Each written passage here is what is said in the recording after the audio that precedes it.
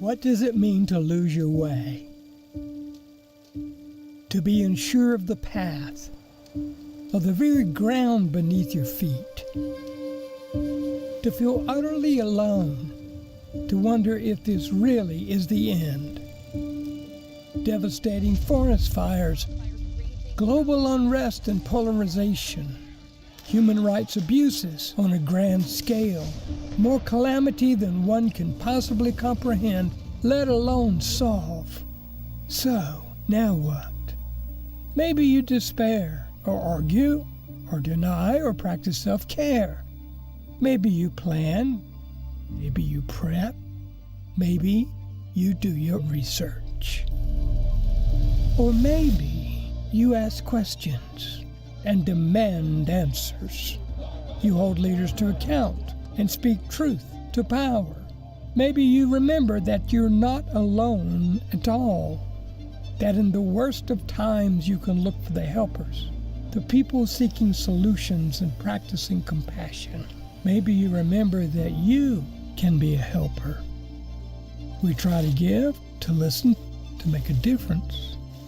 Thousands march and show solidarity. And millions of us make a choice every day to protect and support each other, even when it means being apart. We're still finding ways to connect, to have fun, to help, and to hope. And hope grows. Oh, it feeds on ideas, on innovation, and on understanding. Hope becomes a plan, which becomes a movement, which creates change. It's always darkest before the dawn, and times of massive upheaval have given us some of our greatest advancements. Lasting change comes when we realize our failures and vow not to repeat them. It's when we are on a precipice that we can learn how to fly. What does it mean to lose your way? What does it mean to find it? Welcome to something special. Welcome to TEDx. This TEDx event is part of a global conversation that takes place every day in every corner of the world. In schools, in theaters, in workplaces, even in prisons, people gather to hear the best ideas bubbling up in their communities. More than 3,000 TEDx events are held every year in 170 countries. It's a remarkable thing. TEDx events are self-organized under a license from TED, a non-profit organization devoted to discovering and sharing powerful ideas in the form of TED Talks. It's not TED itself, but your local TEDx team of volunteers that has done all the work to put on today's event, including booking all of the speakers. It's this team's ideas, dedication, and time that have made this possible. We really hope today's program sparks an exciting conversation. This is a day for curiosity and for skepticism, for inspiration and for action. The more you enter into it, the more you will take out. And now, on with the show.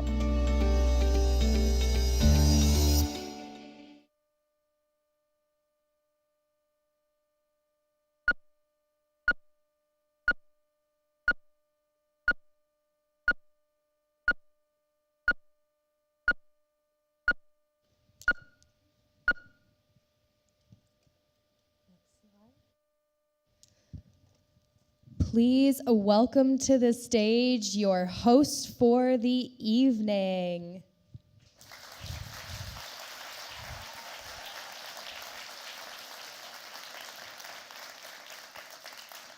Wow, a huge thank you to Boaz and the rest of the team at Sandbox for that incredible video.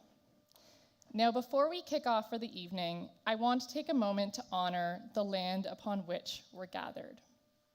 TEDxToronto is happening on land that has been the site of human activity for over 15,000 years. This land is the territory of the Anishinaabe Nation and was also the territory of the Huron-Wendat, Neutral, and Seneca Nations. Toronto has always been a trading center for the First Nations and is governed by a treaty between the federal government of Canada and the Mississaugas of the New Credit. And as we honor the stewards of this land, let us also remember that we are all together responsible for taking care of this land. Land acknowledgements are an opportunity for us to consider our own place in relation to the people and groups that we share our space with.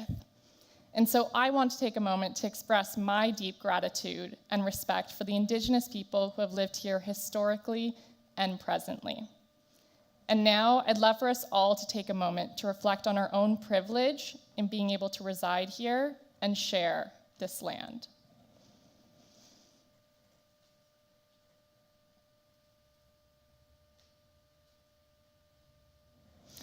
Thank you, and welcome to TEDxToronto, everyone.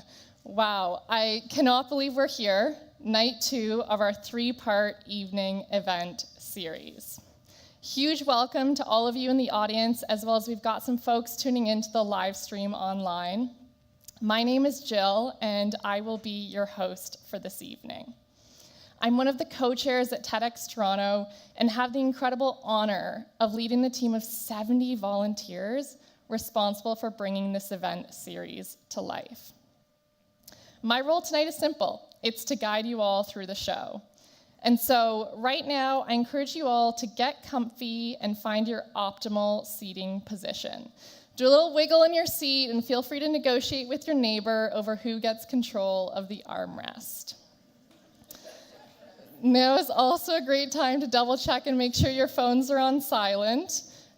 Throughout the show, feel free to take photos and videos of our speakers and their talks. And then a quick roadmap of what's going to happen tonight. So we've got 3 speakers. I'll introduce each speaker. They'll come on stage to give their talk, and then we'll do a quick, I'll ask them a few questions afterwards. The show will last about an hour and 15 minutes, and there will be no intermission. Now, this part is important. We are filming the talks tonight. And so if you do need to get up at any point throughout the show, I ask that you please do so between the talks, aka whenever I am talking, and I promise I will not take it personally. And after the show, I do hope you join us for the reception where we'll have some food, drinks, and great conversation. Now, I'm curious from everyone in the audience, put your hand up if this is your first time attending TEDxToronto. Oh my gosh, so many new folks. Welcome to the TEDxToronto community.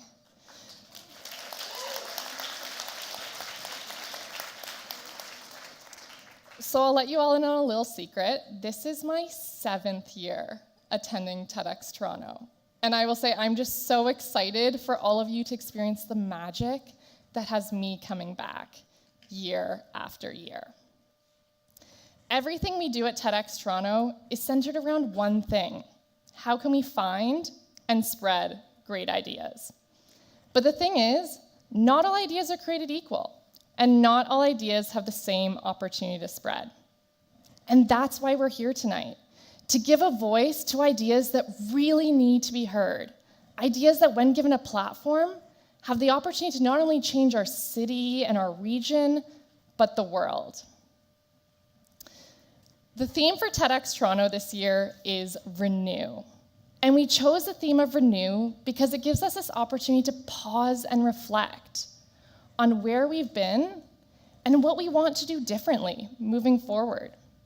It's a chance to reimagine what our collective future could look like, and then make it happen. We've curated 10 speakers around the theme of Renew, 3 of which will be speaking tonight through the lens of renewing how we see. Our speakers will explore how the challenges we face give us the strength and ability to see things from a new perspective. And speaking of our speakers have been working on their talks for the last 4 months, from writing up to 20 drafts of their talks to practicing their delivery. It's been quite the journey. And for many, This is the largest crowd they will have been in front of. And I'm so glad that they've got such a warm and welcoming audience to share their experience with. And so as they share their stories, spread the love. Support them if they stumble, and then cheer them on when they knock it out of the park. And as you listen to the speakers this evening, I hope you discover a piece of yourself in each of the talks. I hope you embrace discomfort and learn something new. And I hope you leave feeling inspired to create a positive change in the world around you. And so with that being said, on with the show. I am so excited to introduce our first speaker, Jessica Bergner-Kahrs. Jessica builds robots that move and are as powerful as an elephant's trunk, but are small enough to make their way up your nose and operate on your brain. So without further ado, welcome, Jessica.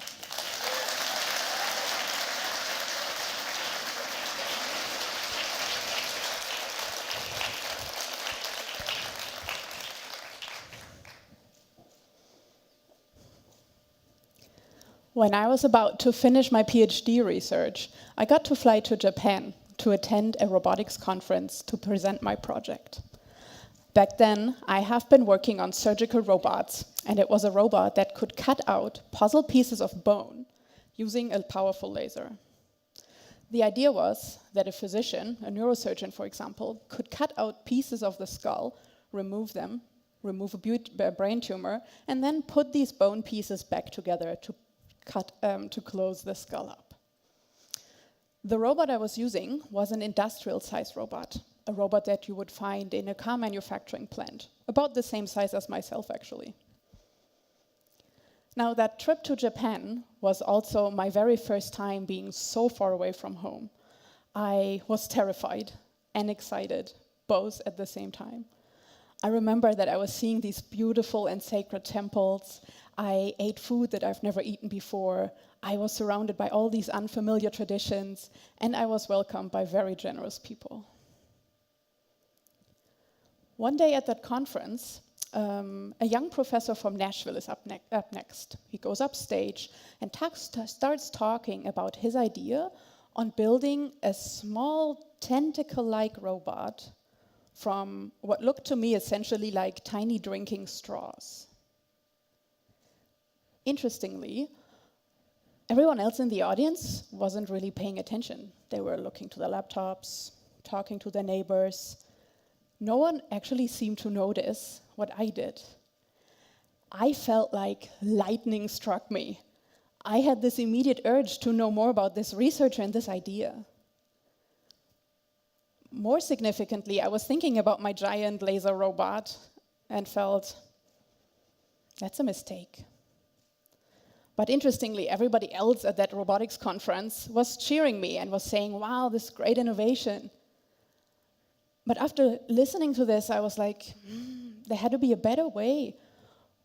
Why do we need to make the skull open? After seeing these small worm-like robots, there had to be a better way to get to the center of your brain. Today, I am a roboticist and a professor here at the University of Toronto. And together with my team, thank you. Together with my team, we have taken that idea from Japan further than anybody could have imagined, through your nose into your brain.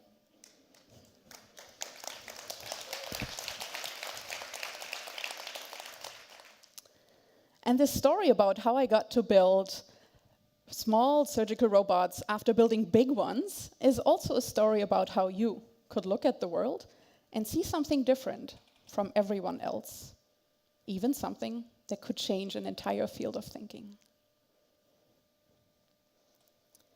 Now, for much of my life, my journey actually felt quite lonely. I was often the only girl in science classes that were filled with boys. Even my teachers looked surprised to see me. I was also the first person in my whole family to attend university. So I was completely unprepared in my introduction to computer science course. I was sitting in a lecture hall, 600 students around me, double the size as we're here today. And my professor would stand there and say, look to your left, to your right. One of you will succeed in this program. Now I looked around and felt, wow, everybody else is so much smarter than myself, so much more entitled to pursue an academic education than me, a first-generation student. But I hid my fear. I just studied really hard. I worked as if my life would depend on it. I prepared for every meeting, every exam, every encounter with a professor, as if it was the last meeting I had in my life. I felt like I shouldn't be there, and so I didn't want anybody else to notice that. And for a while, that actually worked quite well. Working on my own, studying really hard, actually prepared me quite well for research, which is all about facing the unknown. And it is the research that really lit a spark in me. I was invited to participate in the surgical robotics project as an undergraduate student, and then I was even asked to continue working with them as for my graduate studies. And it was that trip to Japan that really had a huge impact on me. Before going there, I was working on these surgical robots, working with physicians, and thinking about how could we use traditional robots to help them do their job better in surgery. And I returned from Japan with this completely new outlook. What if a traditional style robot wasn't the answer? Now, do you ever get into a flow state? This is how I felt when I thought about the idea of building a robot no one has built before. When I'm in this state, I know that I am onto something. I just can't stop thinking about it. Time just passes and I don't notice. This is a feeling which I encounter as my inner compass. When I'm in that state, I know this is what I had to do. And it's a fun fact, like my husband, he notices when I am in this state. Sometimes he would just come by and ask me if I wanted to eat or drink something because he hasn't heard from me for hours. And I wouldn't respond, but he doesn't get mad. He would actually just smile and be like, Jessica, you're in this work tunnel, I come back later. But it is not all about having a great idea and believing in yourself.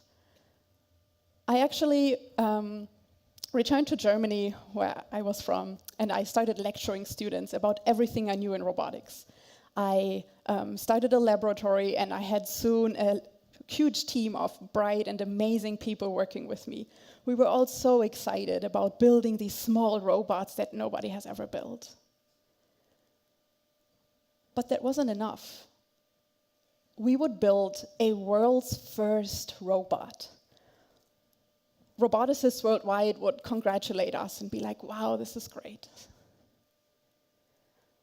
But interestingly, my immediate colleagues at the university, they weren't convinced. They were looking down at us and say, we do things differently here. You and your robots don't fit. I even remember this moment talking to a senior colleague after I returned from an awards ceremony where our work was acknowledged. And he would look at me and say, don't flatter yourself too much. You received this award because you're female. And so it were these people, my immediate colleagues, that would actually constitute my ability to advance at that university doing the things I wanted to do. It felt like a wall that even I couldn't break through. I felt that they were putting me into this small box. And I could feel in this box, my spark that was lighting others would dim. Did I work all that hard, all my life, to be put in a box? Did I create this great team of people to be told, you don't fit? How dare you trying to keep me small? And so I left. I leaned on the support of my husband, my students, my team, roboticists worldwide, my family, and I joined my new colleagues here at the University of Toronto. And now, we are building things. Wait a second. We are building robots like this. Robots that are as small in diameter as your pinky. Robots that are fundamentally different in their structure from traditional robots. These robots don't have any rigid links or joints.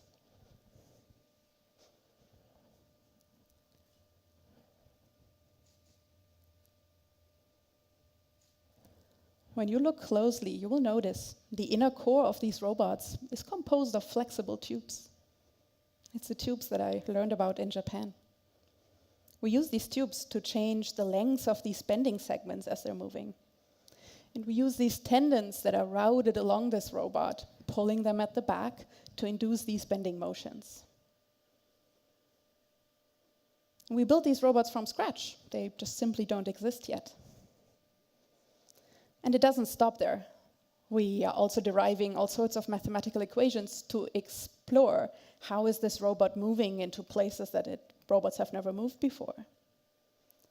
And we work on controllers to help users operate this robot as easily as a character in a video game.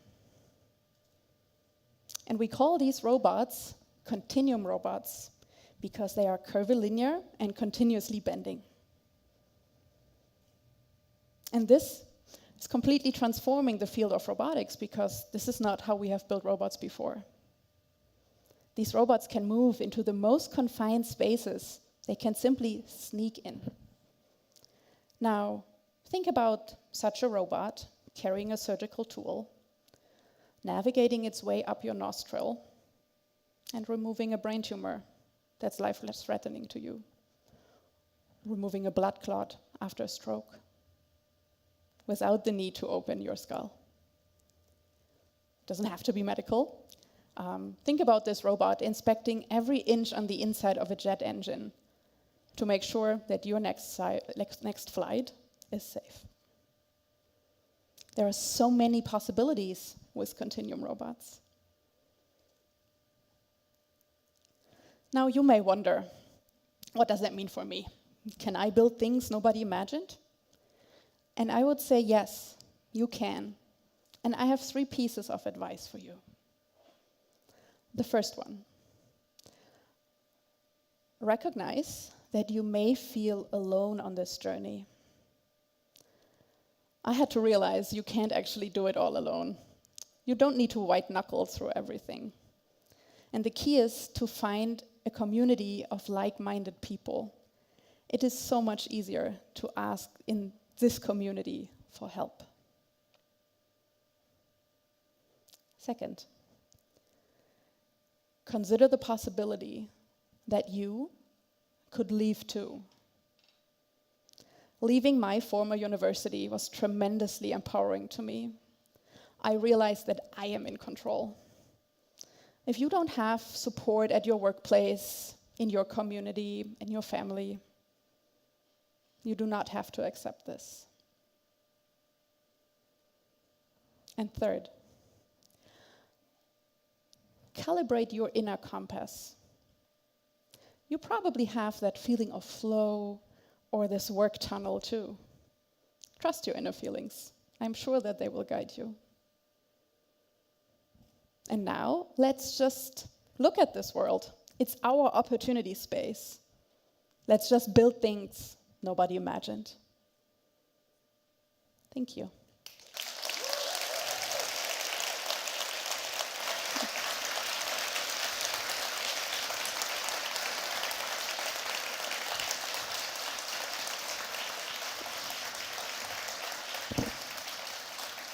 Congratulations. How do you feel? Good. A little bit of a relief? Yes, very relieving, but it was fun. Great audience. Thank you, guys.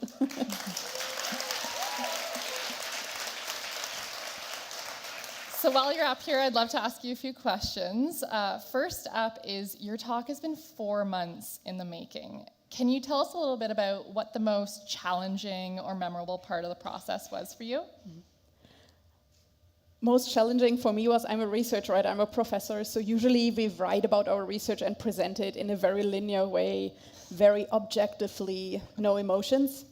So uncovering my personal journey and talking about my emotions is actually something I've never done before in front of such an audience. So that was quite a challenge to overcome that anxiety to just open up. Well, you absolutely rocked it.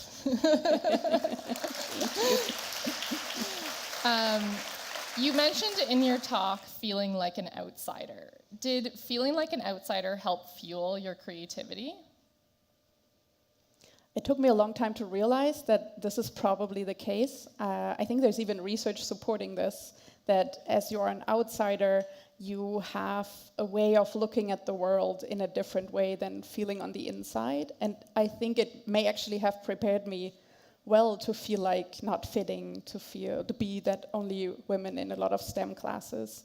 I think it helped me also withstand that opposition from people when they looked at these robots and are like, what's she doing?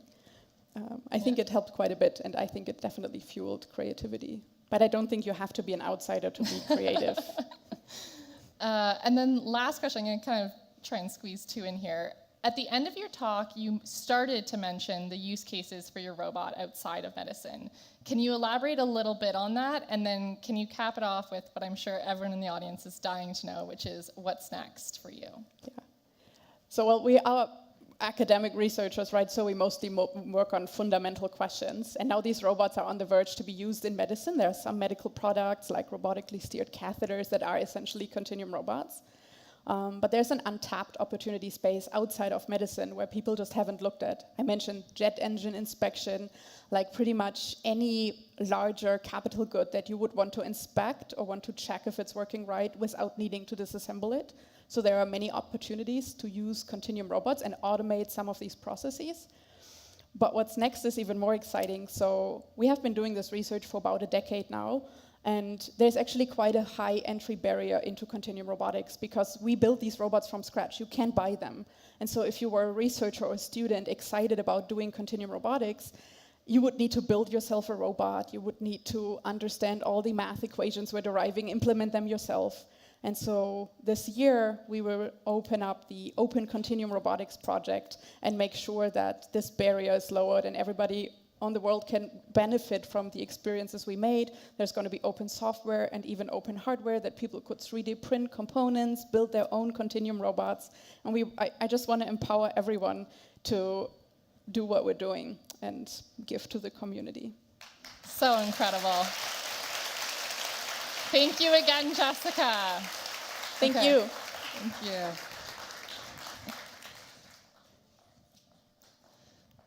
Something so many people often ask is how they can dive a little bit deeper into the speaker's world. And one of those ways is through TEDxToronto Adventures, where we take ideas off of the stage and right into the community in these small, intimate settings. Our adventures feature some alumni speakers, current speakers, partners, community organizations, and we've got 2 adventures coming up in the month of June featuring some alumni speakers from last year's event series, Uncharted. So on June 17th, you can join filmmaker and photographer Jason Van Bruggen for a hike into the ravines where you'll learn about our local ecosystem and its challenges. And then on June 23rd, you can join Rand Gold, the CEO of Fresh City Farms, and visit an actual urban farm and learn about food sustainability and its impact on the community. And I'm so glad to say that both of these adventures are going to be entirely free for anyone in the community to attend. So do keep an eye out. We'll be releasing them over either the next few days, few weeks, sometime very soon, I'm sure. And take a look at either our email newsletter or social media for how to sign up, because the spots do always go fast. And now on to our next speaker. I am so excited to introduce Tonya Hails. Like so many of you in the audience, Tanya is a mom. And she's dealt with many of the same challenges that all moms face, but then so much more.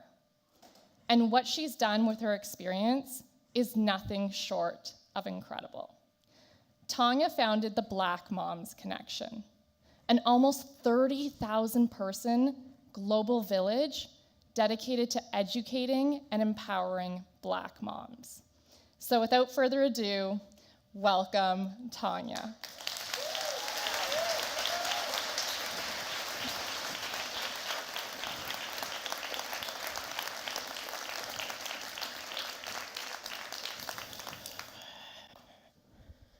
Like most Black folks, I assumed our melanin protected us from the sun. Turns out it doesn't. Picture it. It was a beautiful summer day, so I decided to take my then 2-year-old to the splash pad. The sun was at its peak, the rays were getting hotter and hotter on my skin, and that's when I thought to myself, do they make sunscreen for Black people? Protecting my son's skin was now on my radar, and I needed help in figuring out how to do so. It took becoming a parent for me to figure out and care about this, and I wouldn't find a solution for another 2 years. But we'll get to that later. It was 2015, and like most new moms, I was in online global communities. We would share and get advice on how not to panic the first time they sleep through the night, how to get them to eat more vegetables, I'm still working on that one, and how soon is too soon for a cell phone. But being Black adds more layers to motherhood, like finding the right sunscreen. So I went to these mom groups and I asked, and the answer I got, silence. Most things to do with race, even this simple question, typically are. This isn't unusual. Look at mom influencers on Instagram or commercials for baby products, and you'll see that motherhood isn't made for, studied, or celebrated with women who look like me in mind. So much so that in 2021, an image of a Black pregnant woman with her fetus went viral. It was the first time Black pregnancy was depicted in medical illustrations, like ever. It was sadly revolutionary. When I was a kid, my favorite part about going to the toy store, the hot pink section. I was obsessed with Barbie. And growing up in the 80s, white dolls were the default. Now, she would occasionally have a Black friend named Christy, but she made a rare appearance like Black History Month does. And when I got hurt, I plastered myself with those flesh-tone Band-Aids. I don't know about you, but those nude Band-Aids are definitely not nude on me. Today, we have Doc McStuffins and dolls that celebrate different hair textures and shades of brown. Even Crayola and Band-Aid finally heard the plight of Black parents everywhere and introduced different shades of skin tones. Crayons and dolls are the lighter conversations that Black moms have. But eventually, they get heavier. Like when 5-year-olds are called the N-word on school playgrounds. 5-year-olds. Or, like in my own little brother's case, we have to move schools after his 3rd grade teacher calls him a monkey.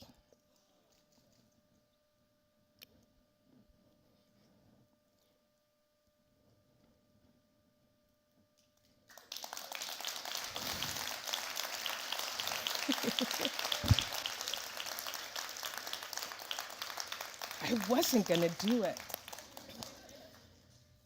When other kids are thinking about candy and Santa, our kids and us as their moms are preparing for racism. It is a poison we cannot protect them from. Navigating the education system as a Black parent, in one word, is exhausting.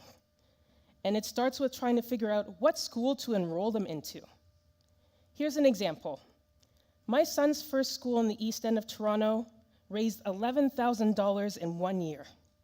We ended up moving, and his new school raised $14,000 in 3 days. We have to choose between schools that have better access to tech, better resources, better field trips, but with less diversity, versus under-resourced schools with kids and teachers that look like them. And while there's no right or wrong answer, it certainly feels like there is. I'm dealing with the consequences of that as my son is grappling with feeling like the chocolate chip in the cookie. Moral of the story, we need more chocolate chips. And who doesn't like more chocolate chips?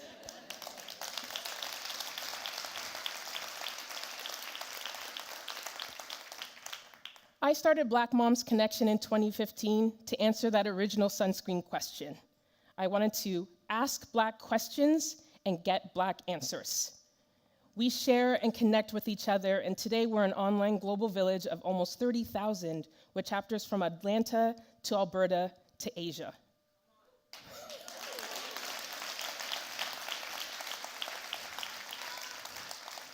In 2016, we went from 400 members to 4,000 in 2 months. It was after Trayvon Martin and Black Lives Matter was created. Black moms needed a space to say, I'm afraid for myself, I'm afraid for my son, without being told we're just bringing up the race card, or that others don't see color. There was no retort of all lives matter, because Black women know more than anyone that is 100% untrue. If all lives did matter, BMC wouldn't need to exist. Now, we know what people think and say about us. We're just ghetto baby mamas, leeching off the welfare system. We're having multiple babies with men floating in and out of jail. We're always single, never in loving partnered relationships. We buy Jordans over jackets. We prioritize basketball over books. Our kids only know Drake instead of jazz. But stereotypes and systemic biases are the reason why 42% of all the kids in the care of the Children's Aid Society of Toronto are Black. If my own mom, who became a widow when I was 2, hadn't moved us north of the city, me and my siblings could have easily been a part of that statistic. It's important to note, Black mothers are not a monolith. I myself go against what society thinks of Black single mothers. However, my son plays chess and basketball. He's got Nikes and stocks, except for they're not doing so well right now. Think about that. I'm a part of and lead a community that has more flavors than Baskin Robbins. And there's some moms who are like me and others who aren't, but we all share the same challenges in raising our Black children. Black Moms Connection mission is to provide culturally relevant tools and resources to empower and educate the Black mom and her family, like providing emergency grants so she can buy formula, or making a payment to a rent and mortgage company when she's at risk of housing insecurity, or creating financial literacy programs taught by Black professionals to help her make more, save more, and create generational wealth. Today, moms have been able to do amazing things like knock out $20K in debt, buy their first investment properties, and get their kids into stocks and savings. When you fund and support Black moms, amazing things can happen, like finally finding the right sunscreen.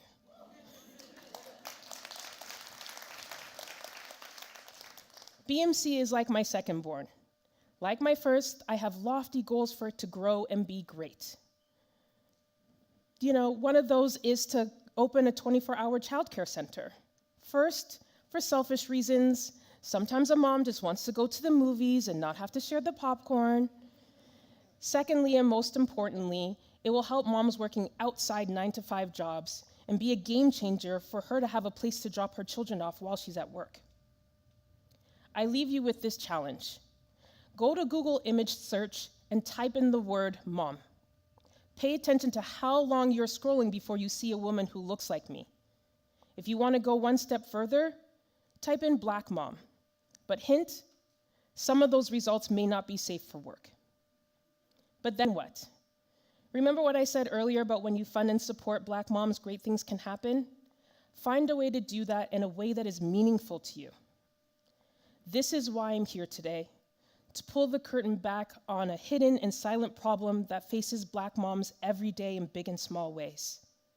Healthy moms equal healthy families, cities, and economies, and we all win when that includes us all. Thank you.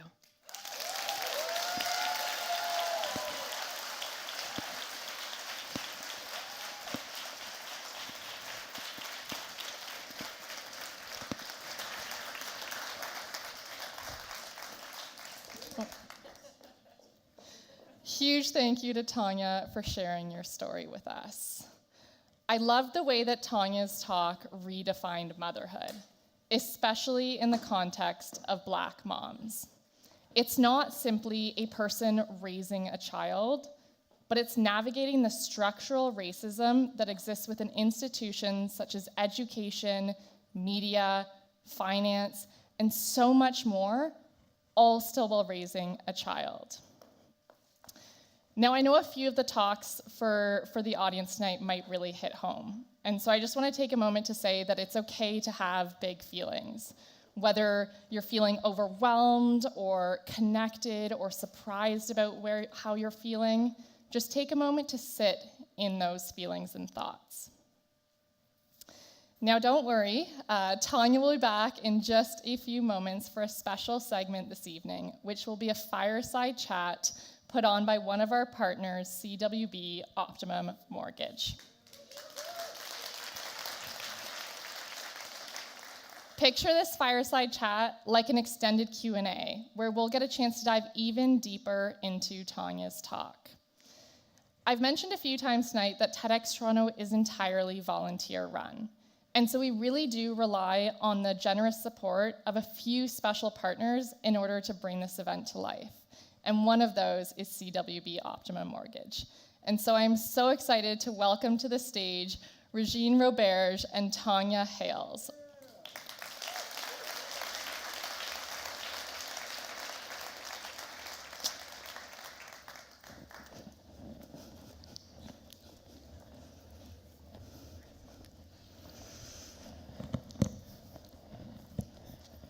Okay, seeing you live. That was really, really impactful. Thank you. How do you feel? I'm so glad that's over. We were just backstage and I was like, I'm so glad it's not me.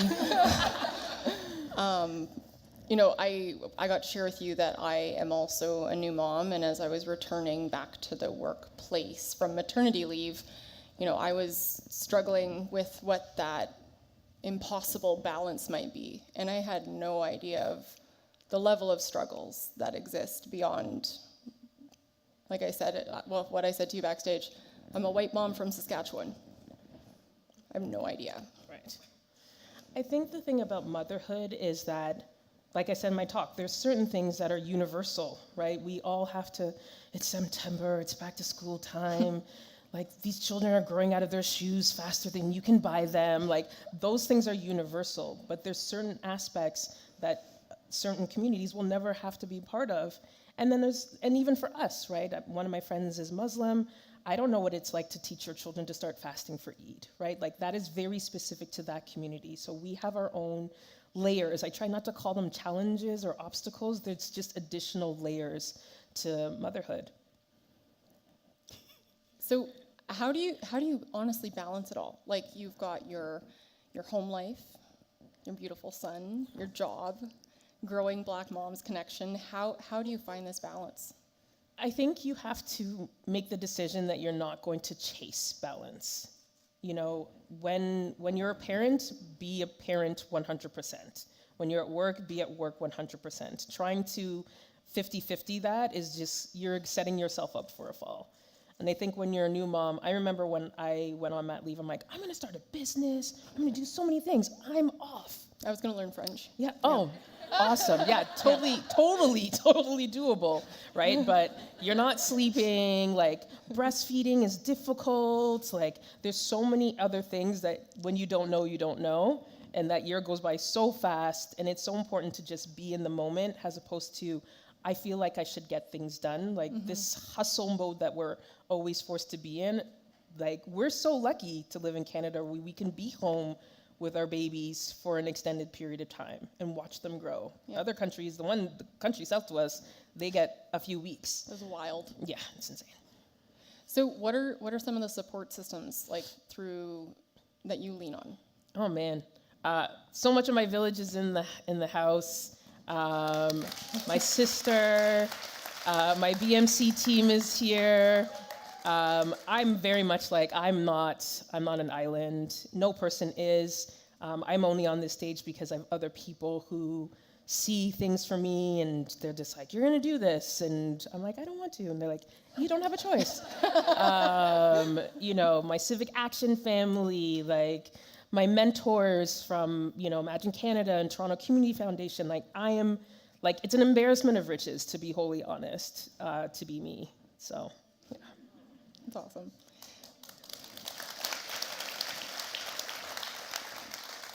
You mentioned in your talk that you provide financial literacy courses for Black Moms Connection.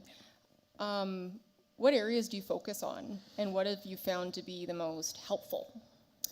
The interesting part about that is it's well-rounded. So to give some context, a lot of Black Canadians, they're first gen, I don't know what it's called, when your parents moved here.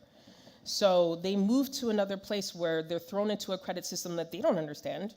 And back home, the focus is go to school, get an education, get a job, and you'll be fine. Mm-hmm. Not all these extra nuances. What is credit? What does it mean to protect your name and this arbitrary number?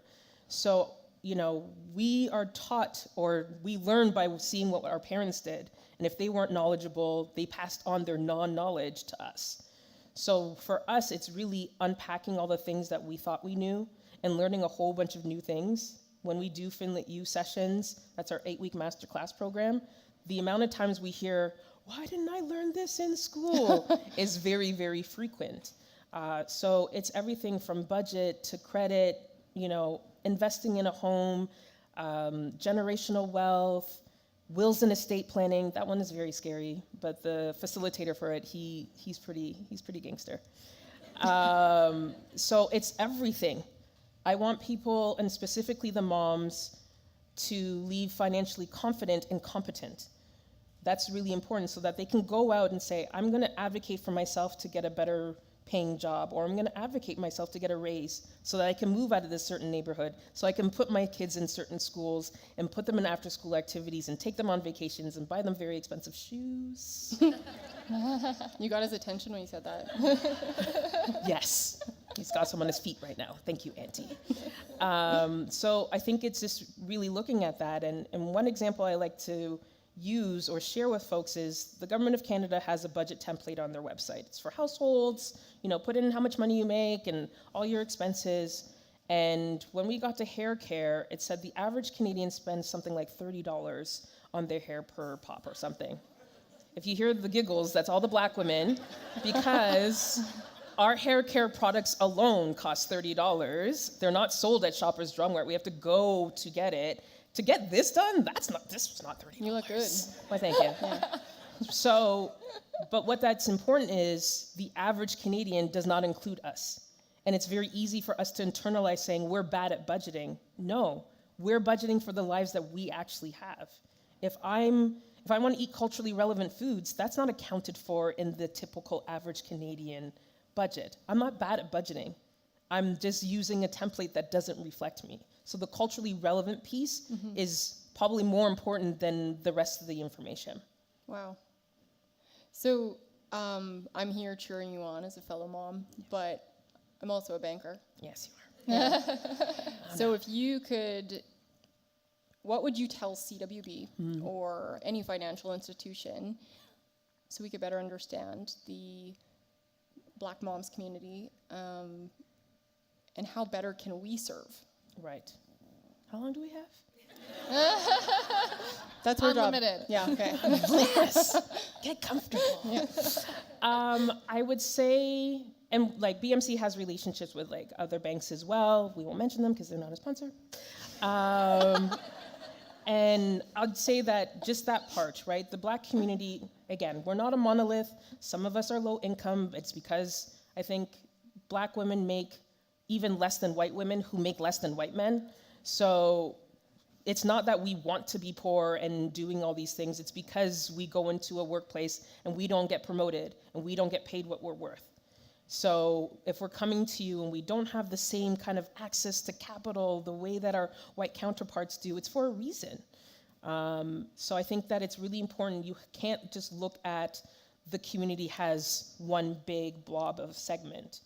You have to look at each individual person, what their circumstances are, but understanding the history. I grew up in, affluent suburbs north of the city. We're talking about money and, I know I'm getting in cottage when my grandparents die and all these things. That was just par for the course.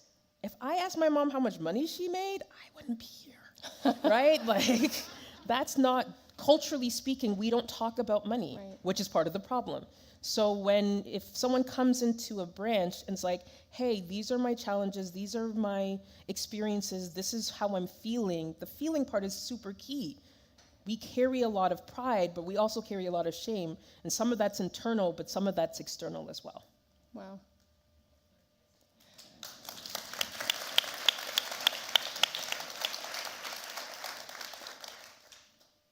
Running a not-for-profit cannot be for the faint of heart. It's not for the weak, I tell you. What are some of the challenges that we might not realize that you face regularly? Oh, gosh, these are great questions. I didn't write them. So, okay, a couple of things that folks don't know. There's kind of two segments of charities and nonprofits. There's nonprofits and there's registered charities. Registered charities can give you a tax receipt, nonprofits cannot. And so legally, foundations, family foundations cannot give to nonprofits. They can only give to charities. So that means the biggest pool of funding available in this country, I can't apply to, which is really, really bad, which is why I was in Ottawa lobbying to MPs and ministers to change that rule. Of course you were. We'll see, right? Like, it's really on brand for me. So she just impressed me for an hour straight upstairs. It was amazing. I would say also, too, that the bigger the nonprofit, the more visible, they're the ones who get the money. They're the ones who have the staff and the infrastructure. Look for the grassroots. Look for the organizations who are on the ground doing the work. They might not have a splashy website, although I love our website. Our website's awesome.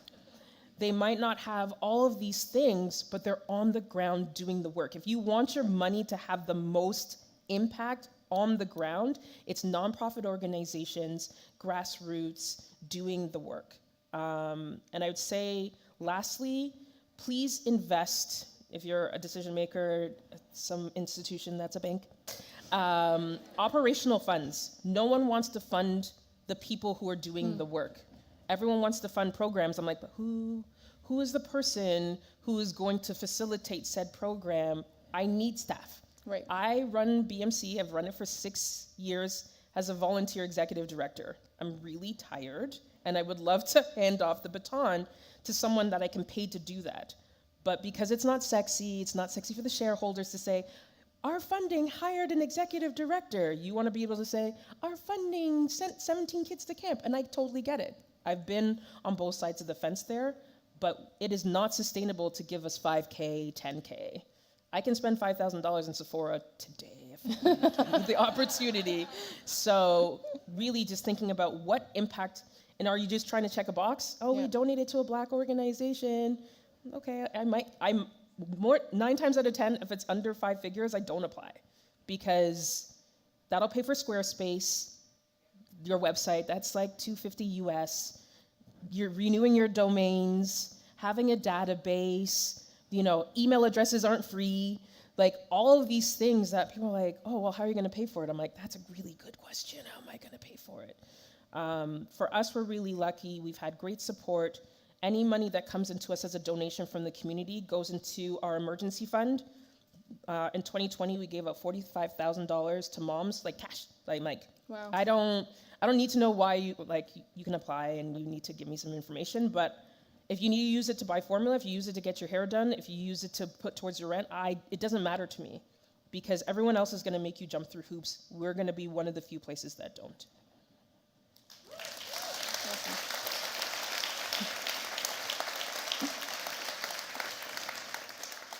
So all of your hustle has led you to be an internationally renowned speaker and expert in parenting and advocate for your community.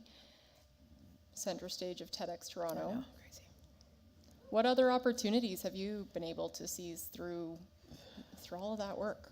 I think, there's so many things that are like sexy to people. Like, I got to meet Michelle Obama. Yeah, you're right. I know, Yeah. right? She's so lovely and she smells delightful. So do you. Thank you. Yeah. I try. And just, I think when CBC calls me and they're just like, we want you to tell our audience on how to talk to their children about race. I'm like, okay. We want you to write for Globe and Mail about Black female funders and why they don't get funding. Okay. I am, as I mentioned earlier, the embarrassment of riches is really high for me. And I'm very grateful, and it's very humbling. I think for me, I'm just like, I started as a Facebook group, and now I'm on the TEDx stage. This was not a plan. I promise you. But this is the ship that it was given to be the captain of. And the universe is like, this is your lane. And I'm like, all right, universe, but can I pack some snacks because I get hungry? So I'm just following the path that seems to have some lights. I'm hopeful that it leads to a future book deal and other opportunities. But I think for me, I'm just like, I think if you put good energy out there and people are rooting for you genuinely to succeed, then that's when doors open. Wow. And so last question. Okay. What advice would you give to your younger self? My younger self, besides invest in Apple early? That's fine. Okay, so Yeah. that. My younger self, don't listen to the teachers who don't understand you. A ton of my report cards probably say I talk too much. I'm on a stage talking right now. And there's different ways to be creative and writing and being a creative storyteller, whether it's telling my story, telling other people's stories, is a superpower of mine, and I'm really excited that I get the opportunity to do it. What else? Value your knees. As you get older, they don't knee the same way. So really take good care of your knees. I think that's it. That's all I got from my younger self, really.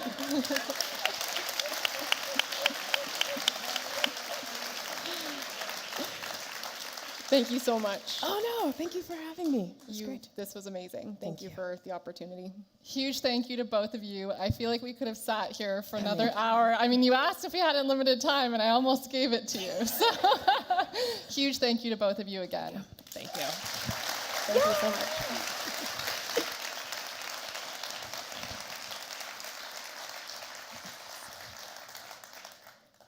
Now, if you're wondering for some more ways that you can get further engaged when you head out into the reception, we've got a few fun activations to look out for. So keep an eye out for a whiteboard where you can share some reflections on each of the talks. We'll also have some lanyards floating around, which will help prompt conversation. And then there's a secret video project happening that is so secret that even I know nothing about it. Now, I want to take a moment to talk about our partners. I've mentioned a few times tonight how it takes a village of volunteers to put this event on, but it also takes a village of partners, contributing their financial resources, products, talent, and time in order to advance our mission. I think so many people are often used to seeing a bunch of logos at big events. But I want to take a moment to talk about why these partnerships are just so different and so special. It's about an organization saying that they care about ideas, that they care about building a better world, that they care about convening a group of people to learn and grow together. And I'm just so grateful for all of these partners' passion and support. And so I'd love to take a moment to shout out each one. So to our supporting partners, YMCA, CWB Optimum Mortgage, and McKinsey, thank you so much for enabling us to do fireside chats each night. To the Cleveland Clinic for their generous support, and to Mint and TD for partnering with us for a second year in a row. It means so much that you continue to believe in our mission. And then to Air Canada, this one's a bit of a full circle moment because they were a partner when I was an attendee many, many years ago. And to see them come back as a partner again this year just means so much. You guys are going at it with the applause, and I love it, and I hope you keep the energy going for all of them. And so for our organizational partners, ANC, which is our strategic communications firm, they've really helped all of our speakers' ideas shine so much brighter and further than ever before. To Pinpoint, which is our recruitment platform, which has helped us gather all of the volunteers in order to put this event on. And then lastly, for the ROM, for this beautiful, beautiful venue.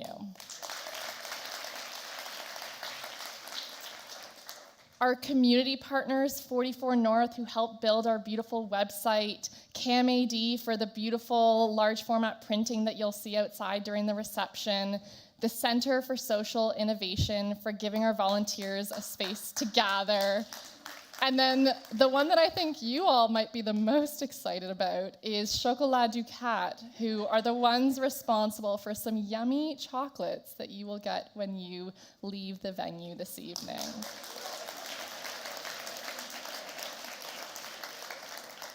And then lastly, to our media partners, Daily Hive, Student Life Network, and Toronto Life. Thank you, thank you, thank you. Now for our third and final speaker of this evening. I am so excited to introduce Javette Elam. Jaivet is an activist from the Rohingya community, and he's the only person to have successfully escaped Manus Island, Australia's notorious detention center for refugees. I'm so in awe of Javette's persistence and humanity, and I do hope that you're as captivated and inspired by his story as I am. Welcome to the TEDxToronto stage, Javette.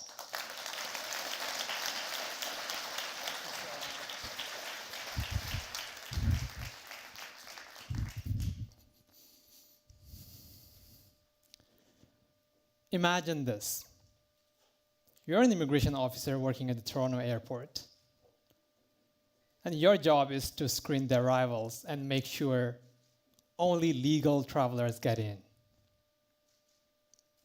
It is midnight on Christmas Eve, and you have had a long and hectic day. That's when a scrawny brown man in his 20s approached your desk. Instead of a proper travel document, he presents you with a handwritten note stating that he was fleeing a genocide and the passport that got him on the plane was fake. Now, as a Canadian Border Service agent, you are trained to send anyone with a false ID straight to detention until a background check is completed. That's the protocol. Now, what would you do? Follow protocols? Or take a moment to listen to his story? The decision is yours. Would you even think there is a choice to be made? 5 years ago, I was in a prison on a place called Manus Island. For those who haven't heard of it, Manus was an illegal detention center in the middle of the South Pacific set up by the Australian government in 2001. Its purpose? To block refugees from reaching Australian shore. On Manus, I didn't have a name. Like everybody else, the legal ID I was given was a mix of letters and numbers. Mine was EML019, since I was the 19th person to be taken off Emily, the fishing boat that I used to get there. This, however, wasn't my first time that my official name is different from my real name. Back in my home country of Burma, the government also gave our family a number instead of a name.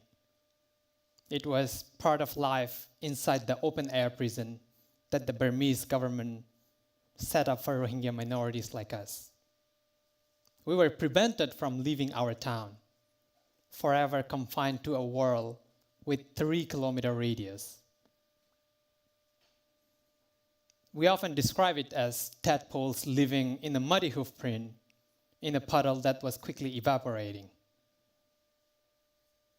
Despite all this, my parents had the foresight to register me with 2 names, one my real name, the other Burmese.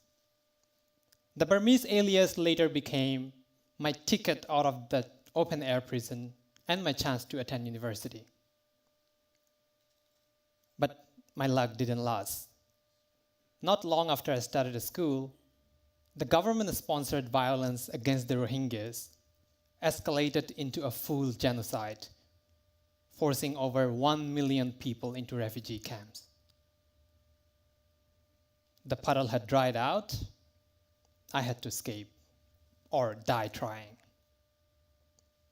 Overnight, I became something I have never imagined for myself, a refugee. But where was I to go? My first stop was Indonesia. There, I met hundreds of fellow Rohingyas who were stranded there for decades. They were stuck in another open-air prison, this time largely funded by Australia and managed by a branch of the United Nations. This is how powerful system can work against the very people they are supposed to help.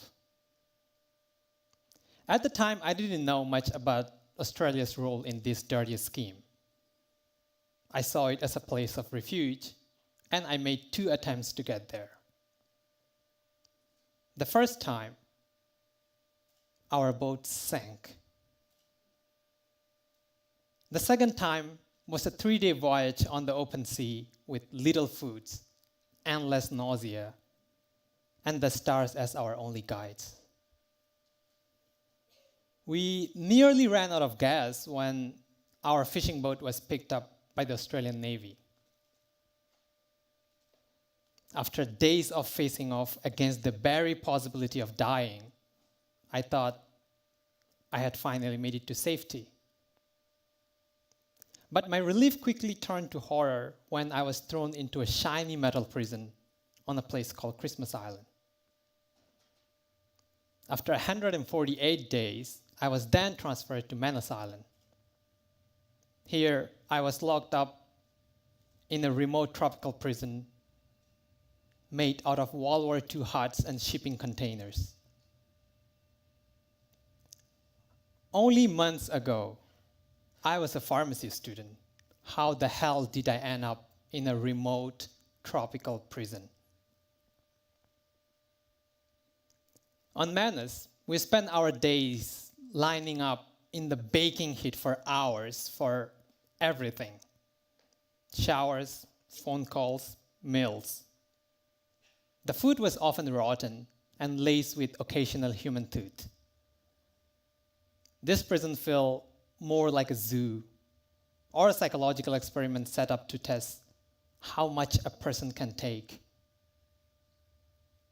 Once again, I had to escape or die trying. For once, growing up in a totalitarian state came in handy. I spent my waking hours studying how the prison operated in microscopic details. I knew where the guards walk. I knew when they take their break. I knew when the flight landed and departed. I just needed to find the cracks in this system to squeeze my way out. But it wasn't enough for me to be a systematic thinker. To get out, I needed help. And even in a place like this, in a place like Manus, I found help from people who were employed by the system but hated what it was doing. A lawyer lent me the prison Wi-Fi password so that I can access the outside world and plan my escape. Another lent me her credit card to buy a plane ticket.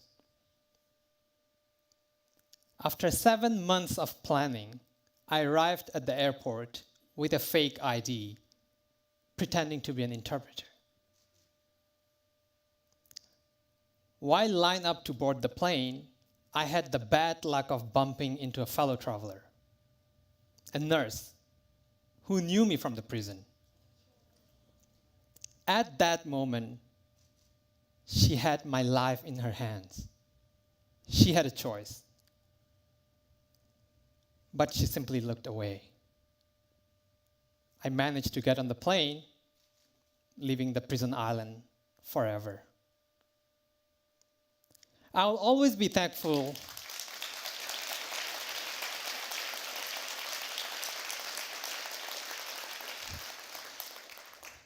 I'll always be thankful to those who helped me escape. They didn't know my full story, nor the impact of their actions would have in my quest for freedom. They took risks, serious risks, for a stranger. Maybe they felt that helping me was their chance to fight against this system. Maybe they saw that I had done everything to help myself, and their kindness was one last thing that I needed to break through. One reason I share this story today with you is so that next time you help a stranger, it might well be the one thing that person needs, like it was so many times for me. Once off Manus, I bounced from one island to another for the next 6 months, just one step ahead of the authorities. To get out of the region, I needed a passport, and I made every effort to get one. Once again, I could only succeed with help from a stranger. A local Solomon Islander who, at great risk, agreed to be my guarantor to secure me a passport. She even agreed to be my dear auntie in an immigration interview. Thanks to her, I went on to take planes, boats, taxis across 6 different countries until I finally found a place of refuge. It was the middle of the night when I approached the Canadian immigration with my handwritten note. I was sent to a private office to be interviewed. The officer, seeing me bent over in pain, asked me what's wrong. I told him I had not eaten in 3 days and my stomach was full of acid. He gave me a searching look and then left the room. I was certain that he will come back with police by his side. After all, I was illegal and he had every chance to throw me in jail or worse, back to Manus. Instead, he returned alone, holding a sandwich. He said, "Please eat. I can't interview someone who is in pain from hunger." After years of associating uniforms with brutality, I was dumbfounded. Here's a stranger who chose humanity over his duty. Now, circle back with me. It is Christmas Eve, and you are the immigration officer. What would you do? What decision do you make? Follow protocols? Or listen to a stranger's story?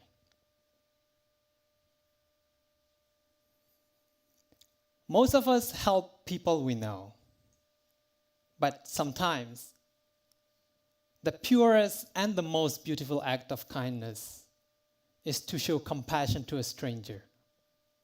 When facing a system of oppressions, those small acts of kindness, made with no expectation of result or return, might be the most powerful act of all.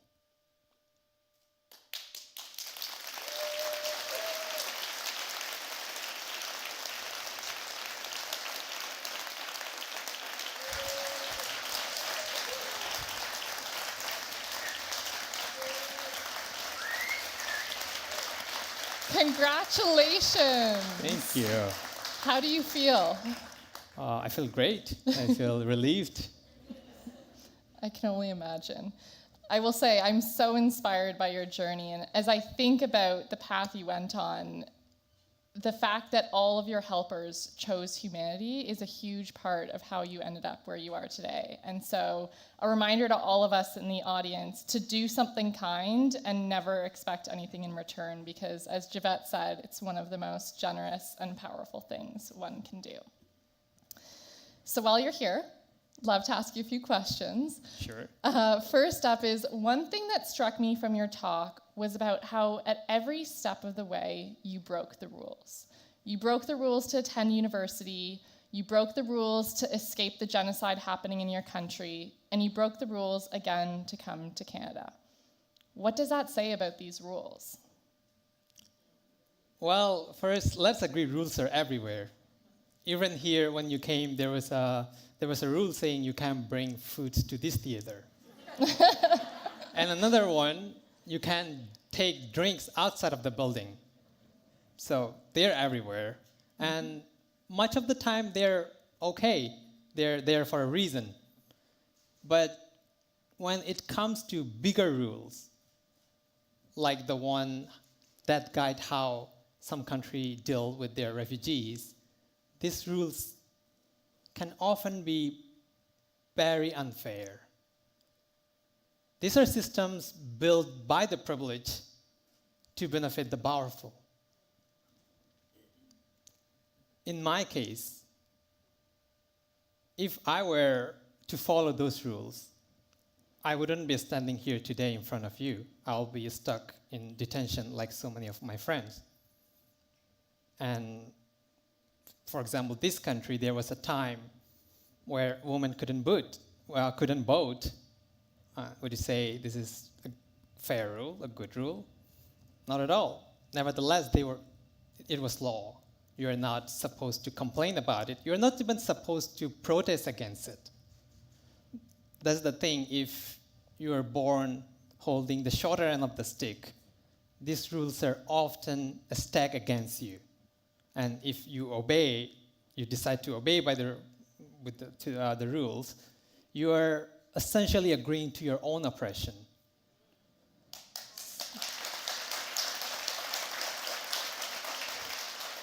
I think this is just one important reminder that everything that's legal is not right, not just, or even moral.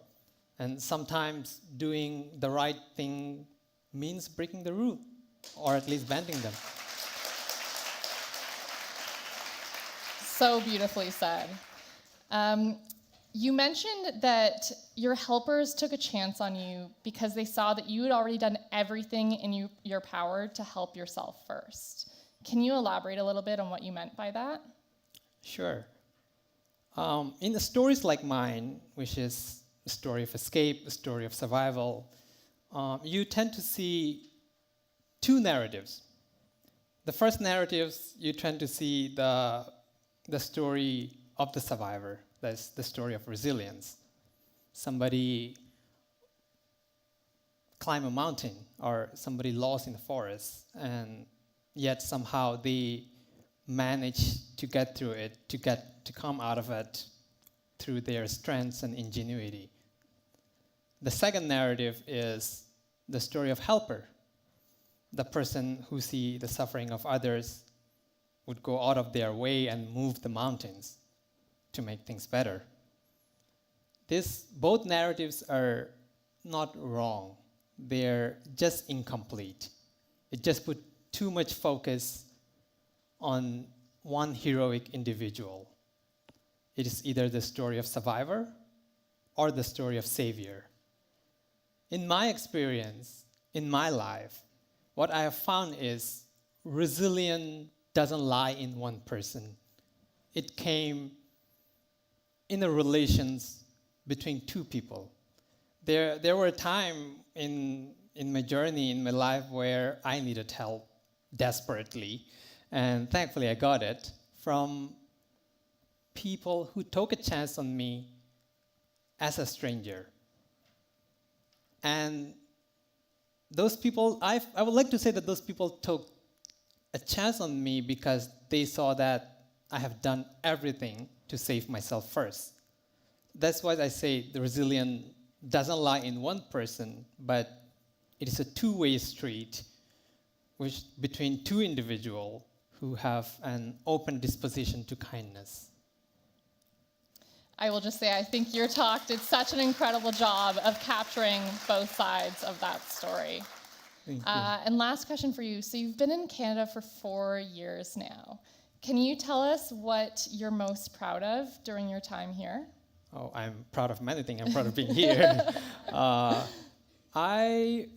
I'm proud of, I was lucky enough to be part of the creation of 2 very grassroots humanitarian organizations who were really doing great. I was lucky enough to be part of the first ever refugee-led body to advise the federal government. But I think what I'm really proud of is to be able to judge, to be able to recognize me as based on my ability to contribute rather than my immigration or legal status. I think that's what I'm mostly proud of. It's amazing. Thank you.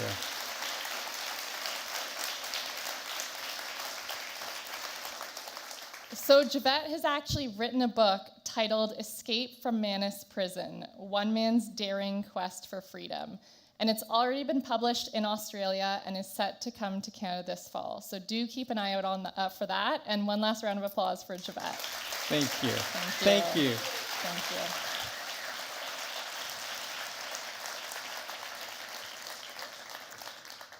Now I want to take a moment to thank all of our speakers tonight.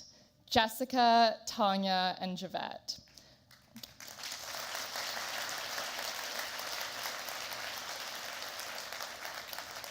I truly believe that ideas and stories from Toronto have the opportunity to change the world. And so thank you to each of our speakers tonight for revisiting everything that they know about their subjects and working so hard to bring these talks to life.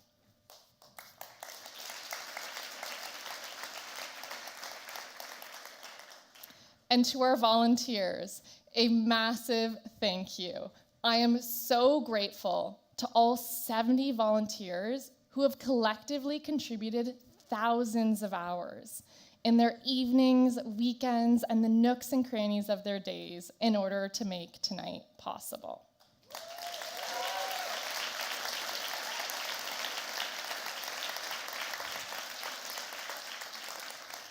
We've got so many teams from graphic design to finance and operations, coaching and curation, PR, community events, event production, and so many more. And for all of them, this has truly been a labor of love. And so if you are a volunteer in the audience, can I please ask that you stand up? They're all hiding at the back somewhere.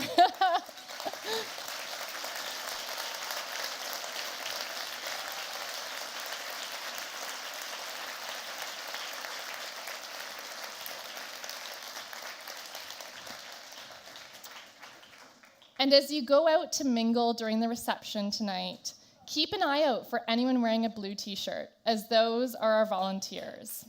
And ask them how they got involved, ask them what they do, and why they do it. And you never know, it may just inspire you to volunteer 1 year in the future. And lastly, a huge thank you to all of you in the audience. I will say you've been so generous with your applause for all of the speakers, all of our partners, our volunteers, and I'm just so grateful for that. And clap for yourselves. I love that. Yes.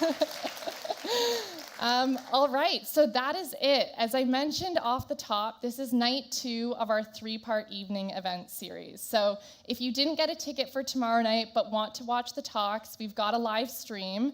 So just go to TEDxToronto.com/live stream around 7 o'clock tomorrow night to watch the talks. And feel free to even host a viewing party. Ideas are a huge part of why we gather.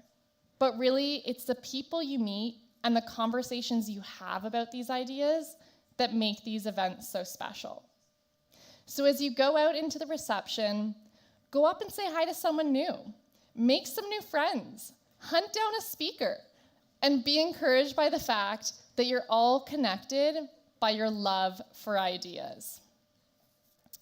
And lastly, remember, ideas can only change the world if we do something with them. So as you leave tonight, bring these ideas back into your neighborhoods and your communities and translate these ideas into action. Thanks so much and have a great night, everyone.